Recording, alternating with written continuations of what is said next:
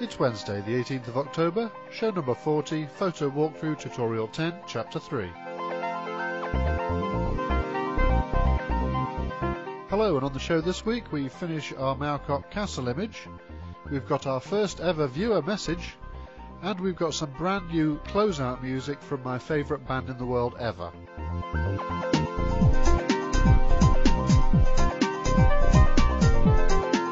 Hi, my name's John Arnold and I'm coming to you from cold, wet and windy South Cheshire in England.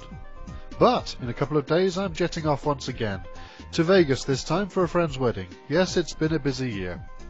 Anyway, when I spoke to you last week, Martin Bailey had just offered to help with judging the competition. Well, no sooner had I recorded and uploaded the show than Dane Sanders, another of the Photocast Network members, also volunteered his time to help out.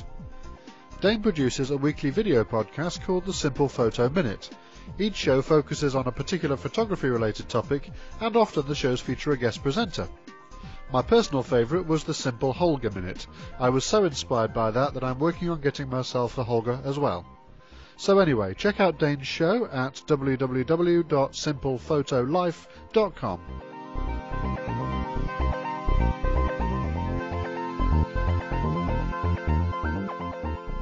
Hey John, this is Luis alias Fotos Verdes from Caracas, Venezuela. I just wanted to say hi and thanks for all great teaching you've given me, the great lessons you showed, and I just was wondering if you could do some shows about improving composition. I think that I really stink at composition, so if you could please help me out with this, I'll really appreciate it. Keep up the good work and love the show. Bye-bye. Yay, thanks for the message, Luis. Wow, Venezuela. One of my favourite things about doing the show is hearing from people all around the world. I've got people listening in Japan, in Norway, in Iceland, in South Africa. I've got people all over the world, and I've sent postcards out to those people too. What a great idea as well. Thanks for that, Luis. As most of you will know, I don't just want this show to be about Photoshop. I don't want it just to be post-processing. I do also want to talk about photography as well, and composition is something that an awful lot of people ask about. Unfortunately, I happen to think it's also one of the things that's hardest of all to teach, so I'll give it my best shot. What I'm going to do is I will split this subject up over a number of weeks. And hopefully, if we run out of stuff to talk about on composition, which is not very likely, but when we do, I will hopefully have another subject to talk about as well. Anyway, so here's a little tip for today. There's a lot of approaches to learning composition, and not many hard and fast rules. One rule that you probably will have heard of is the rule of thirds, and this is where you place your subject off-centre. If you cut your image into equal thirds vertically and horizontally, then where the cuts are the points where the subject will look pretty good. Shots with very central subjects are often said to look very static or flat, but with the rule of thirds, it not only gives your subject sufficient space to look or move into, but it also gives your subject a context. And when you can see more of the surroundings of the subject, then you understand more about what it was like to be there. That's more involving, and it will definitely improve your photography. So that's my tip for this week. Think about the context of your shot. Try to show not just your subject, but where your subject stands in the surroundings. Now I'm going to aim to come back to this composition thing weekly for at least a few more weeks, and I'm going to do something I'd previously decided I'd never do. I'm going to set an assignment. The reason I decided I wouldn't do this before is that I never liked having what I was going to shoot decided for me. So I didn't want to make any of you feel that you have to produce a shot for me. However, if you'd like to take part in the assignment, that would be wonderful, and I believe that you'll learn a lot doing it. So if you'd like to, this week's composition assignment is this. Go outside. Stay out there for at least 20 minutes. Walk around with your camera and take 30 pictures, no more, no less. Try to take all 30 and make them as good as they can possibly be. Take a little bit of care over each one. This week's subject is easy. Try to use the rule of thirds in every picture to put your subject in the context of its surroundings. Once you're done, pick your favourite one picture out of the 30 and post it on Flickr to a new group I've created called PW Assignments. That's PW_assignments, and you can find that on www.flickr.com/groups/PW_assignments, and you can see the link on the screen there, and I'll put it in the show notes as well. There are no prizes for this. This is purely an exercise for you guys to start teaching yourself composition, and you don't have to join in if you don't want to. You're welcome to carry on contributing to the photo walkthrough group on Flickr, and of course listening to the show and emailing me and all the rest. So that's composition for this week. I will continue to think about composition. I've got a few other ideas for what I shall say on the subject in future weeks. If any of the rest of you would like to leave me a message like Luis did, then please visit the photowalkthrough.com homepage at www.photowalkthrough.com. We have an audio comments box on there, and if you've got a microphone attached to your PC, it's really easy just to press the leave a message button and leave me an audio message. And of course, if you don't want it played on the show, just say so in the message or leave me a note or something to say that you'd rather not. Otherwise, I'll assume that it's all fair game, and if you leave me a message, it might very well end up on the show. Okay, let's move on.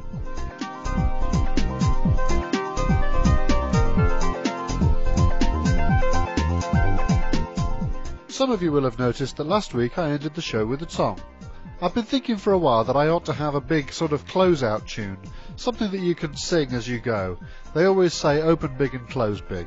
Well, I've been looking for some music for the end of the show for a little while, and I was looking on the PodSafe Music Network, when it suddenly occurred to me that it would be really, really cool if I could use some music from one of my favourite bands. Now, that band I had in mind is a band called Marillion. So, just on a whim, I emailed them and said, would it be okay if I used one of their songs in my show? And, expecting to get a no as a response, because usually they've got distribution agreements and record labels and all the rest.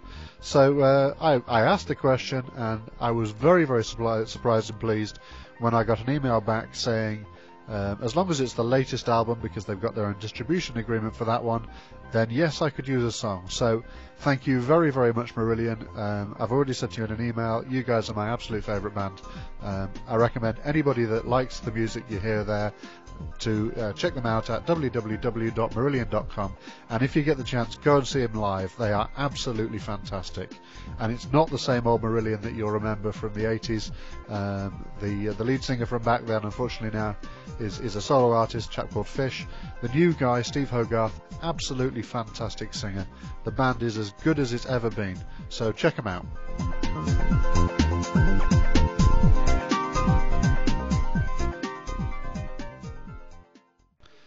Right, let's get started. We're going to finish this image today. The first thing I'm going to do is I'm going to add a final dodge and burn layer to this, because I'm just looking at this castle here, and one of the things that struck me at the time, I remember looking at it and seeing the sunlight reflecting off it all. I remember looking at it thinking that the light that was falling on it was giving it some wonderful shape. And I think in flattening the colours we've lost that just a little bit. So what I'm going to do is I'm going to add another dodge burn layer, and I'm just going to bring out some of the shape of the castle. So I'm going to start, I want to put this as a dodge burn layer. I don't think I'll put it at the top there actually. I was just about to put it, yes, I think I'll put it just above the vignette. So let's do a new dodge burn layer, which is just going to be a new layer. Clicking the new layer button there. Rename it to something sensible so that we can see what it was we did later, and then set the blending mode to soft light. Remember, if we find that our dodge burn layer isn't effective enough later on, we can come back and change that to overlay, but remember the opacity slider is our friend as well here. So a soft light layer, and I'm just looking at the shape of the castle, and I'm just trying to decide where so we need to grab a brush, so let's grab the brush tool by pressing B or clicking there.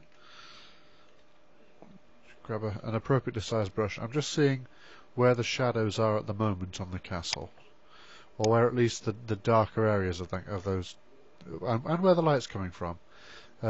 Clearly in this case you can see from the shadows there's a little bit of fence right here in the middle, and you can see from the shadows where the sunlight is coming from.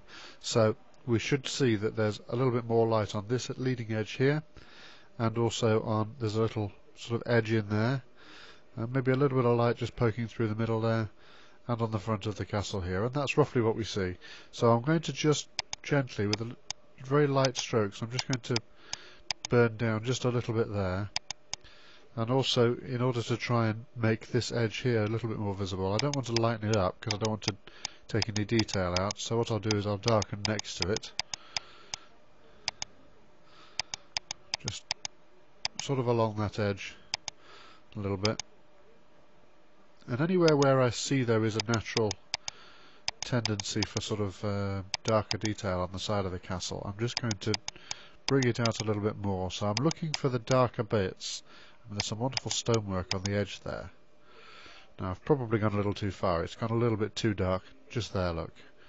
So if I just grab white and just ever so gently back that off a little bit, and once again there's some nice dark bits on the other side of that.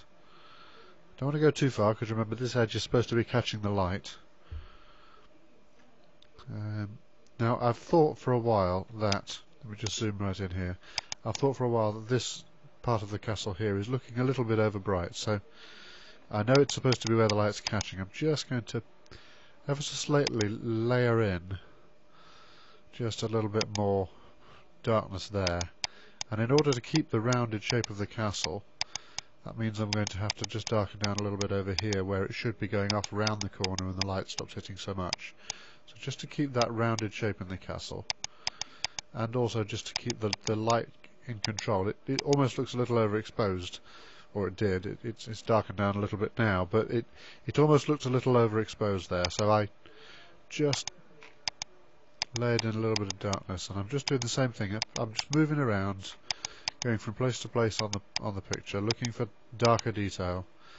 And also remember, as you do this, keep going back out to look at the bigger picture, because you find sometimes you spend ages zoomed in and you make a whole load of changes, and then you find that the changes you've made don't fit the rest of the image at all. And without thinking there, I was lightening an area that should be catching the light. Sorry, I was darkening an area that should be catching the light. So just sort that out. There's a little patch in there that was a little darker than the rest of that edge, so a little bit of dodging there sorted that out, and I'll just dodge in a little bit of light coming through the centre archway there. That's open, it goes all the way through, so the light that's coming in can be going through that archway. And I think that's looking pretty good. Let's just have a look at where else on the image we need a bit of light work, just to really make this final step of the image really give us a three-dimensional look to the thing. And let me just turn this layer on and off so you can see what we've done. It doesn't look like much as you're doing it, but I think you'll agree it makes quite a big difference. Just looking at the castle, turning that layer on and off, it just gives it that bit of extra shape. Without it now, I find it looks really flat, really two-dimensional, like a cardboard cutout, and with that, it just gives it that little third dimension. So I think the final things I'll do on this layer, I'm just looking at the shapes in the ground, which also had a wonderful three-dimensionality to them. You can see there is light catching this line here, which is one of the lines that I liked that led up to the castle. There's another line just here, and it's sort of, at the moment, it's a darker line that comes down from this bush. So I'm just going to grab a little bit of black, and I'm just going to emphasize that line, and also take down some of the detail leading up to it on the right there, and just try and help that line a little bit. It's a very subtle thing, but all these lines that you can introduce, all these little elements that you see when you either take the shot or when you come to look at it later, these aren't lines that I was aware of down here when I was taking the photograph. But as you work on it, you start to see things in the picture that you didn't know were there when you took it. So just that, also just keeping the eye inside the picture. So I want these sort of lines ramping up this hill. So let's just turn that on and off and see what that does for us. Probably overdone that just a little. Let me grab white and just back that change off just a tiny bit. It's still going to darken it down, but not, still a little too much. a little better. We've now got a sort of a light gradient there, which is just letting us see that there's a little shape to it. And one of the other things that I did, almost without mentioning it, I think before, when I was emphasizing this line here, I was darkening the stones just behind it in order to allow the lightness of that line to really show against the darker background. So I think there's also a couple of lighter stones here, some lighter stonework on the front of the hill. That I really don't want that drawing the eye too much. You know, it's okay that it looks like stone, but it's not okay that it's going to draw the eye more than our main subject. So I think that's probably okay. Now you see I did that change there. If I turn that on and off, look how much difference it makes. It makes a big difference on these stones. But when I zoomed out, I suddenly realised I darkened these stones down more than these stones over here. So there's two things I can do. I can either back off this change so that this lightens up just a little bit more to sort of match these over here, or I can darken these down. And I think today I'm going to be a little bit lazy. Normally I would probably have darkened those other ones down, but in this case I'm just going to back off that change. I'm going to grab the eraser. I was using white there for a minute, but I'm going to grab the eraser and I'm just going to back that change off until these stones here sort of match these stones over here. I don't want it looking weird and uneven, but if you look now, there is still quite a large amount of darkening down on those stones there. So I think you're getting the point that this is an attention to detail thing, and it really, you can spend as much or as little time on this as you like. But personally, I think it's a big part of what makes me feel good about the image I end up with. So I'm going to, when I do these for myself, I spend quite a lot of time. How much time you spend is really down to what you like out of your images. So let's stop there with that. I think that's pretty good. I think that's probably where the colour version of this image that I produced sort of stopped. So let's carry on now and convert this to the sepia toned grayscale duotone image that we produced as well. So step one to doing the duotone is going to be to do a black and white conversion. Once again, you're going to know how I'm going to approach this. My preferred version of doing a black and white conversion is to look at the red, green and blue channels and decide which data out of the red, green and blue I want to keep. So remember, we have to select a bitmap layer, and the background layer is always going to be a bitmap layer because that's your source image. And with the bitmap layer selected, press Control 1 for the red channel, Control 2 for the green channel, and Control 3 for the blue channel. And what we're looking for here is which of these channels is going to give us the best information.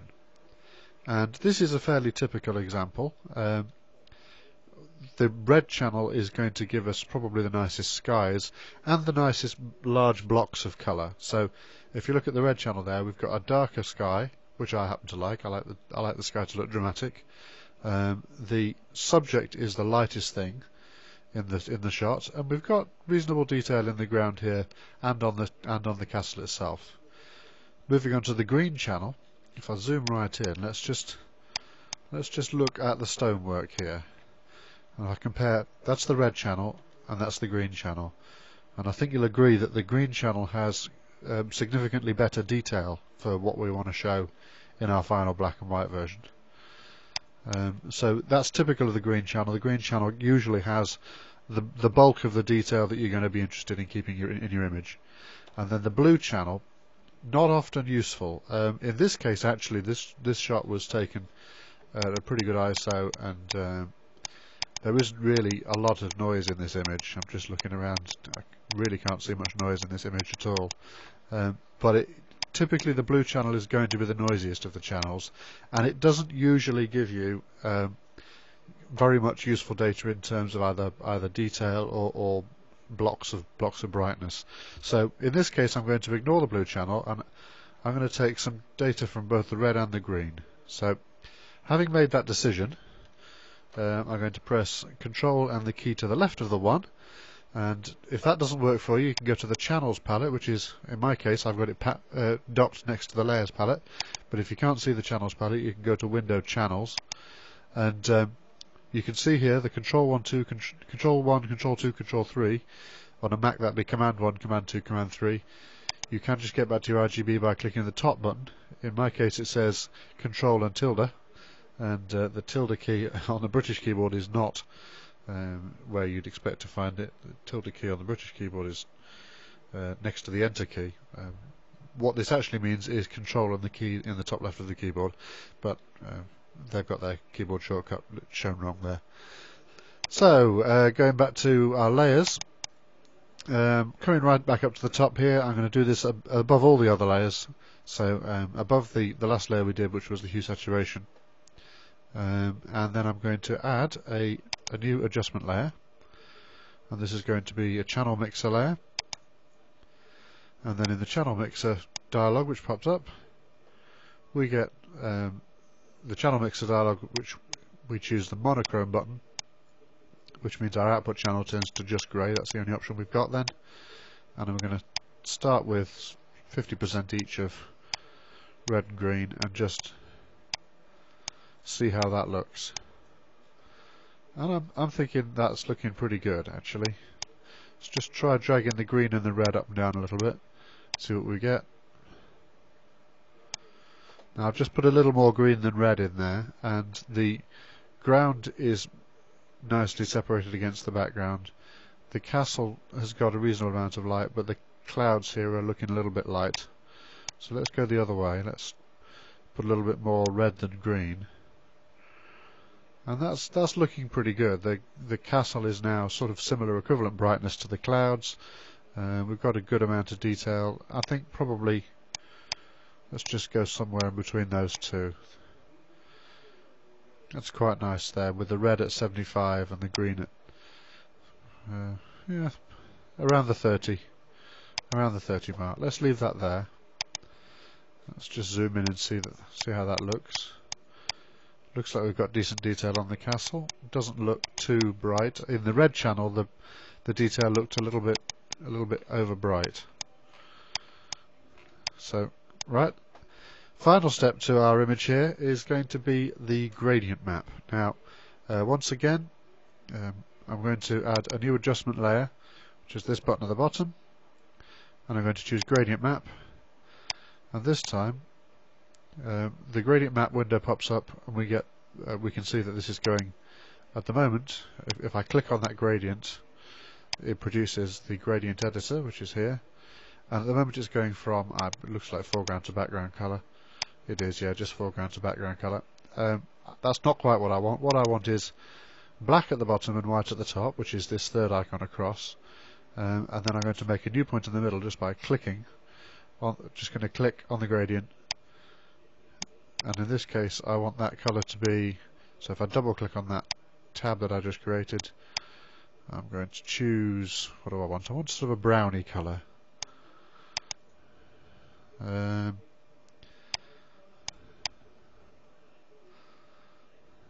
Browny colours obviously between red and yellow, so sort of orangey.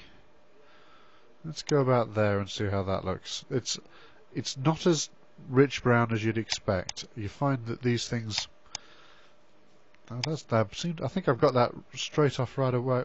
I've got that about right.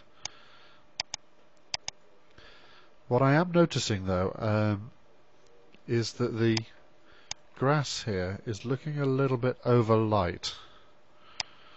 So there's something not quite right in the tones there. Let's just see whether I can fix that with the gradient, and if I can't, then I can certainly fix it by going and messing with the light later. So let's just try dragging that up and down. I'm just dragging this new point that we put on up and down a little bit to see whether or not that's fixing it. That's not fixing it.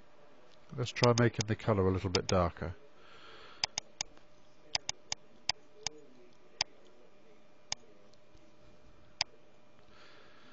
Yeah, it's not really helping out there, so let's just press OK on all of that.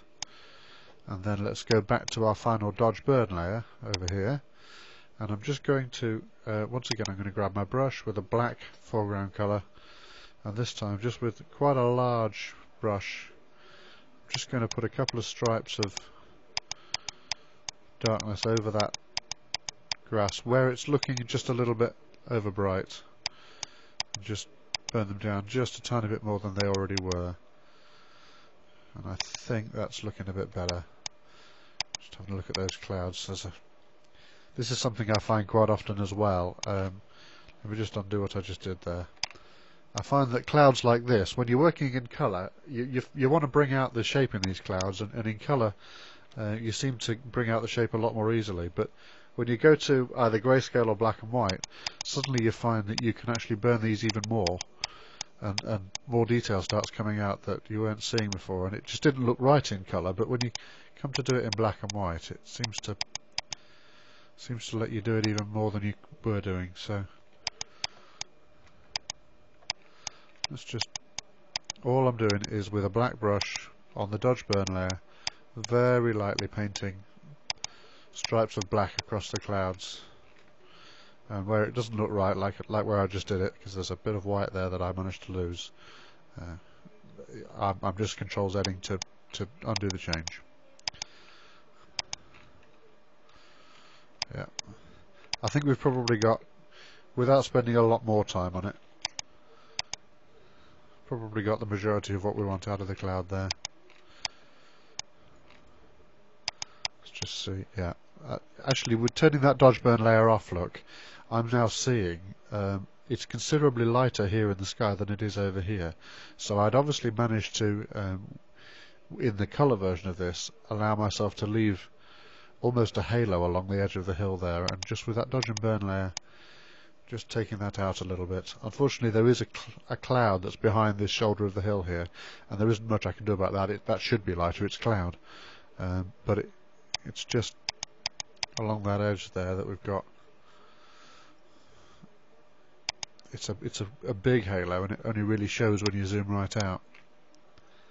But there was definitely a halo there, so funny the extra things you see when you make the image into grayscale or duotone like this.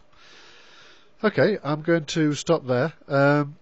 Probably a fairly short show today, sorry about that, but next week I'm going to be in Vegas. Now, I do have a show for you next week, but it's something a little bit different than what you're used to. I don't know whether you're all going to like it. I'd love to hear your feedback. I'm going to leave it as a surprise, but do let me know what you think of next week's show. Also, something's going on at the moment. Chris is still away. Chris Marquardt from Tips from the Top Floor, and Martin Bailey did his show this week, and Martin did an excellent job. Went through some of his own work and told us a little bit about where he's living, and also how he goes about producing some of his images. That's a really great show, so go head across to Tips from the Top Floor and check out Martin Bailey's show. And also, just another quick reminder, our first ever photo walkthrough assignment, inspired by Photos Feathers. Please go ahead and give that a try. I am keen to try and do not just photo post-processing, but to talk about photography in general. So I think that was a really useful suggestion. Please do give that a try, and I think it will help you think more about how you achieve compositions that you wouldn't otherwise have thought of. So thanks very much for listening. I will catch you next time. When I get back from Vegas, I will show you the photos I took while I'm there. And I tell you what, I'll even try and do the assignment as well. Alright, catch you then. Bye. I had this recurring dream. I was living another life in another country. Photo Walkthrough is a weekly video podcast. You can subscribe to Photo Walkthrough either through iTunes or through one of the many free podcatcher programs and websites, or by visiting our website at www.photowalkthrough.com. Subscription is free, and every new show will be automatically downloaded to your computer as soon as it's released. There she was, tapping me on my shoulder. Also, please consider joining in with the Photo Walkthrough community on Flickr, where you can post your own images for comment or critique, and do the same for others. You can find that at www.flickr, that's FLICKR.com/groups/photo walkthrough. But I'm not sure I want to And finally, if you'd like to get in touch with me or leave a comment for the show, you can email me at photowalkthrough@gmail.com, or if you've got a mic attached to your computer, you can leave a message using the audio comments box on the photowalkthrough.com homepage. I'm scared of everything I have. I'm scared of opening the can. I'm scared of losing her I think I might have taken all I can. I let the genie out of the box. She said there's a house in your mind. Photocastnetwork.com, your photography resource in the podosphere. Photocastnetwork.com